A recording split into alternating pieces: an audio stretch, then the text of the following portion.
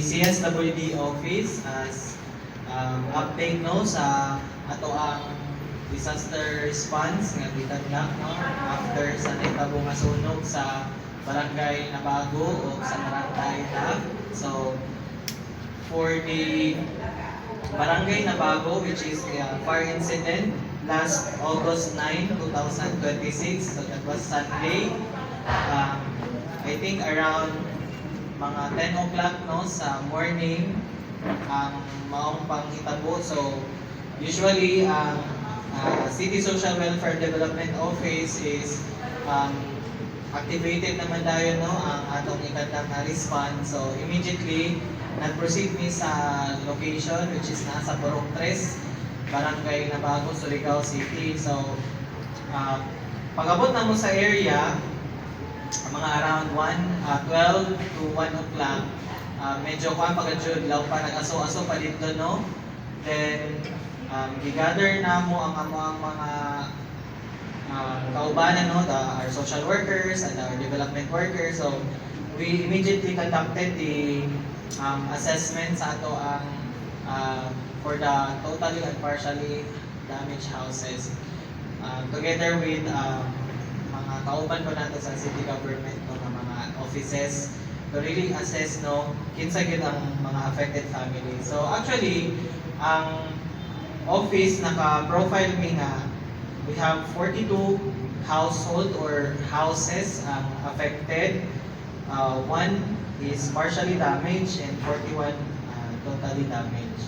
So out of the 42 ka mga bayay, natay 45 families no atong na profile and we have 170 ka mga affected individuals. So actually usual gid scenario kung jay sunog di man sa dayon kami mo dito gadget mo kadlak no ura-urada sa ila considering sa town nga nag-save pa sad sila sa mga gamit and amo sa ditansya po no kay labi na ang atong mga affected families nasa baya pa sa lamang trauma no tungkol sa situation. So ang presence nato is dako na pud ang tabang no nga para psychological first aid sa ila no nga makita nila nga there is someone or somebody nga ni help dadyon dili dahil ni ingon nga tungod kwarta atong ihatag but tungod dyan ato presence and nakita nila nga na government no na nag-alalay dayon sa ila para mag-plastar. So what we did is we coordinated with the barangay council na aman po dito si Punong Barangay Abaa. So na-istorya na to si Cap and first thing atong gi-make sure no ang barangay will identify their evacuation center. So as of that moment, identified yun nato man din ha is the barangay covered court which is na siya inside the vicinity sa school. But mga pila ka while ongoing ang among interview sa mga affected families, may decision ang barangay council ni Lauman Sikap na mag-meeting sa sila and nakam up sa council na most of the affected families mo decide na dito lang yun nga area dapat kung hai sila nasunugan sa progress kaya medyo distance naman ko daw kung ato sila sa barangay G. But immediately po nagpadaya tao 20 ka modular tents no kay ato i-assume nga mag-set up kita dito no but lang pa we respect the decision with the barangay and with the affected families kaya dyan pa man sa iba ng mga relatives nila no within the area. So nag-facilitate po ang mga council no nakadong mga vacant nakadong man sila dito sa adon murag ilang floating cottages na medyo spacious. So dyan po dito nag-stay ng mga families. So consider na lang nato to sila nga they are outside the evacuation center kay isa naman nato identified which is the katong covered court. So within that day naka-provide tayo tao i-balde no the emergency balde ng local government no through sa ato ang instruction po ni mayor na really check, assess and help ang ato ang mga affected family. So that afternoon, I think 4 to 5 p.m. nag-distribute dayon ta sa ato ang affected nga mga household o ibalde. Then iabot sa dayon ang response from the provincial government, which is nag-augment sad sila og rice, food pack, sleeping kits, and aton assorted nga mga family assorted nga items sa atong ilang family kits nga ilang gihatag pod sa atong mga affected families.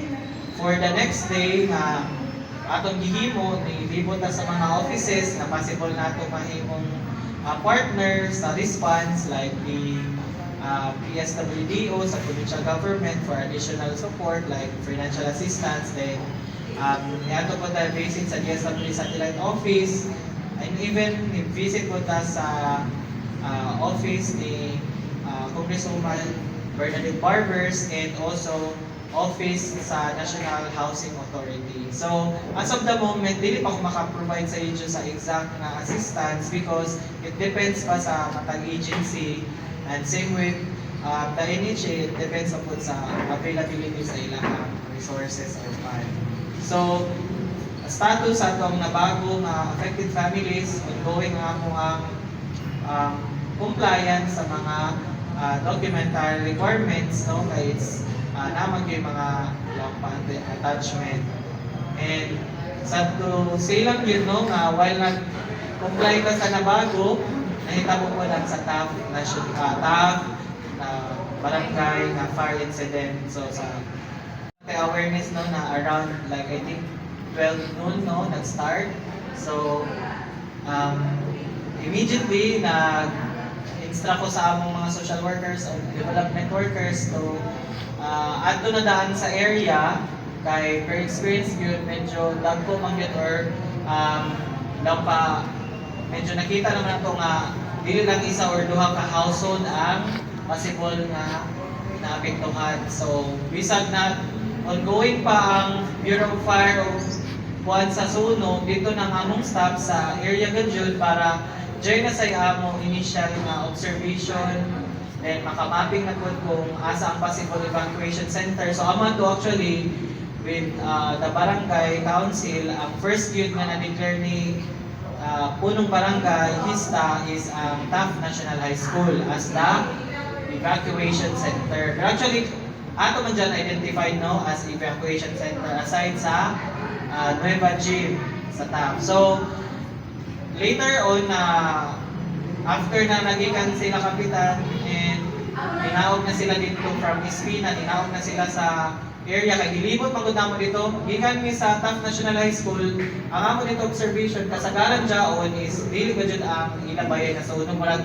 naikuha na sila ba na preemptive na before pagka dyan maabdan. So, nanguntahan namin sa ila, so kaloy sa Ginoo waya man to sila affected, no, but yung pa na make sure lang sila nga dili madaw nila gamit. So mo to ni-decide mi nga musaka dito agi sa katong agihanan nga mutungas dito sa Espina. Dito na manabdan ang ato ang mga kuan po, no, kaubanan sa LGU and Bureau of Fire and sila sa barangay po. So noon wala naman to na fire out naman to kasi nga time. So pagka after ato ni-decision na po ang barangay nga Nueva Gym na gyud ang atong evacuation center kay ang school nihan yung sad po kay itong klase sad sa mga bata. Then last resort naman yun na ito ang schools, di ba? Kay para di sad ma-hamper ang klase sa atong mga kabataan. So amo dun hapon nagpadaya na dyan taong 50 ka modular tents sa Nueva Gym para maka-set up na dayon ta sa atong evacuation center. Nag-establish na dayon ta og registration desk to profile katong mga affected households, and nag-activate na dayon po ang BDRMC na sila yung mga camp managers po together with our camp managers sa office to cater na po, no, mga immediate assistance like kagahapon na mga private individuals dayon nga and groups o mga business na mga establishments ni adto nagpakaon dayon sila for that night. And after ato nag-continue ang among registration. So as of today, ang among initial and partial tally is we have 100 affected household, and total of 108 ka affected families. So medyo dako yun ang fire incident na hitabo no, kay duha sad ka puro ang